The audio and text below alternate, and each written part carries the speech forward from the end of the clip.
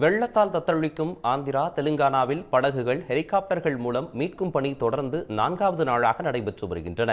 ஏரிகள் மற்றும் நீர்நிலைகள் ஆக்கிரமிப்பு கட்டடங்களை இடித்து அகற்றுவதே அரசின் அடுத்த கட்ட நடவடிக்கை என்று தெலுங்கானா முதலமைச்சர் ரேவந்த் ரெட்டி உறுதிபட தெரிவித்துள்ளார். ஆந்திரா மற்றும் தெலுங்கானாவில் கொட்டி தீர்த்த மழை காரணமாக ஏற்பட்ட வெள்ளத்தால் சுமார் 10 லட்சம் பேர் பாதிக்கப்பட்டுள்ளனர். இயற்கை சீற்றத்துக்கு இதுவரை 35 பேர் பலியாகி உள்ள நிலையில் சுமார் 1 லட்சம் பேர் பத்திரமாக வெளியேற்றப்பட்டு நிவாரண முகாம்களில் தங்க வைக்கப்பட்டுள்ளனர். விஜயவாடா நகரமே வெள்ளத்தில் தத்தளிக்கும் நிலையில் 4வது நாளாக மீட்பு மற்றும் நிவாரணப் பணிகள் நடைபெற்று வருகின்றன. விஜயவாடாவின் சிங் நகர் என்ற இடத்தில் கழுத்தளவுக்கு மிதக்கும் தண்ணீரின் வழியாக பிறந்து சில மாதங்களே ஆன குழந்தையை காய்கறி பெட்டியில் வைத்து பெற்றோர் காப்பாற்றிய வீடியோ வெளியாகியுள்ளது. 40 ட்ரோன் மற்றும் ஹெலிகாப்டர்கள் மூலம் இதுவரை 55,000 டன் உணவுப் பொட்டலங்கள் பாதிக்கப்பட்டவர்களுக்கு வழங்கப்பட்டுள்ளதாக ஆந்திர அரசு தெரிவித்துள்ள நிலையில் விஜயவாடாவில் கடந்த 3 நாட்களாக தண்ணீர், உணவு இல்லாமல் கைக்குழந்தை மற்றும் முதியோர்களுடன் தவிப்பதாகவும் தங்களை மீட்க வேண்டும் என்றும் இளைஞர் ஒருவர் செல்ஃபி வீடியோ வெளியிட்டு கோரிக்கை விடுத்துள்ளார்.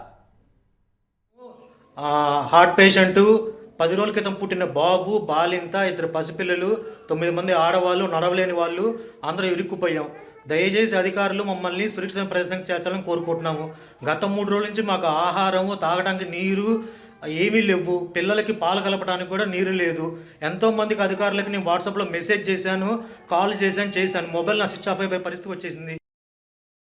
இதனிடையே வெள்ளத்தில் சிக்கியவர்களை படகுகளில் பாதுகாப்பான இடங்களுக்கு அழைத்துச் செல்ல ஆயிரக்கணக்கான ரூபாய் வசூலிக்கப்படுவதாக குற்றச்சாட்டு எழுந்துள்ளது.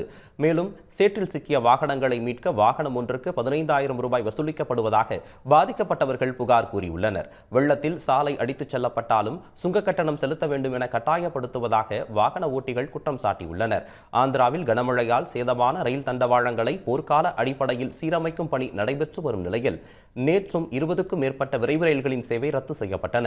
வெள்ளத்தால் பாதிக்கப்பட்ட மக்களுக்கு உதவும் வகையில் நடிகர்கள் நிவாரணம் வழங்கி வருகின்றனர். அந்த வகையில் ஆந்திர துணை முதல்வரும் ஜனசேனா கட்சி தலைவருமான நடிகர் பவன் கல்யாண் 1 கோடி ரூபாய் வழங்குவதாக அறிவித்துள்ளார். ஆந்திரா, தெலுங்கானா வெள்ள நிவாரண நிதிக்கு நடிகர்கள் நந்தமுரி பாலகிருஷ்ணா, மகேஷ் பாபு ஆகியோரும் 1 கோடி ரூபாய் முதலமைச்சரின் நிவாரண நிதிக்கு வழங்கியுள்ளனர். இதனிடையே ஏரிகள், குளங்கள் மற்றும் நீர்நிலைகளை ஆக்கிரமித்து கட்டப்படும் கட்டிடங்கள் வெள்ளத்தில் மிதப்பதாக கூறியுள்ள தெலுங்கானா முதலமைச்சர் ரேவந்த் ரெட்டி ஆக்கிரமிப்பு கட்டிடங்களை இடித்து அகற்றுவதே அரசின் முக்கிய நடவடிக்கையாக இருக்கும் என்றும் எச்சரித்துள்ளார். ஏரிகள், குளங்களில் சட்டவிரோதமாக நடைபெற்றுள்ள ஆக்கிரமிப்பு குறித்த அறிக்கை தயாரிக்கவும் நிலுவையில் உள்ள நீதிமன்ற வழக்குகளுக்கு தீர்வு காண வேண்டும் என்றும் பொதுப்பணித்துறைக்கு அவர் உத்தரவிட்டுள்ளார். உடனுக்குடன் செய்திகளை தெரிந்து கொள்ள சன் நியூஸ் பெல் ஐகானை கிளிக் பண்ணுங்க.